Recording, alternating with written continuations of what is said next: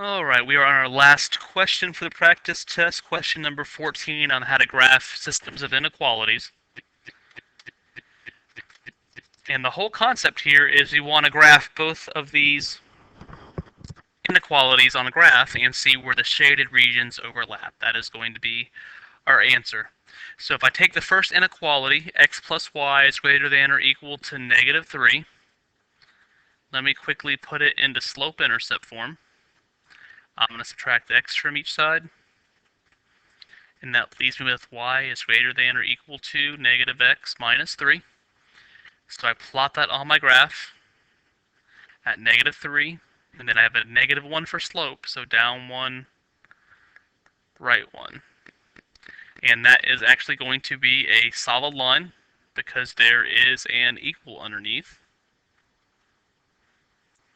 So let me put that line through my dots. And if you remember, the shading is for greater than. So if y is greater than or equal, I'm going to shade everything above that line. So the shaded region above that line is going to be to the right. And then for the last equation, let me subtract x on each side to get y by itself. And I have negative x plus 3. So I have a y-intercept of positive 3. 1, 2, 3.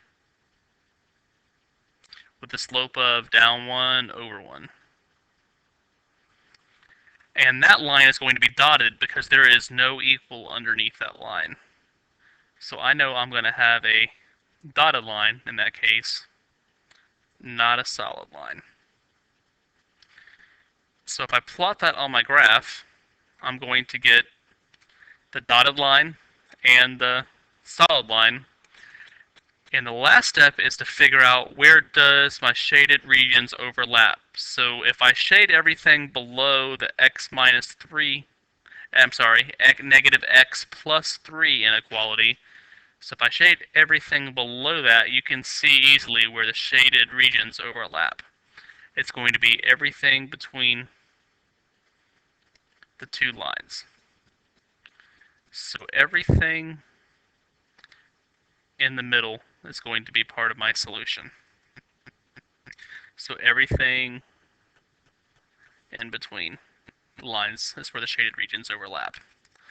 Hope this helps. It's just a matter of remembering solid line, dotted line, and shade above or below the lines if it's greater than or less than.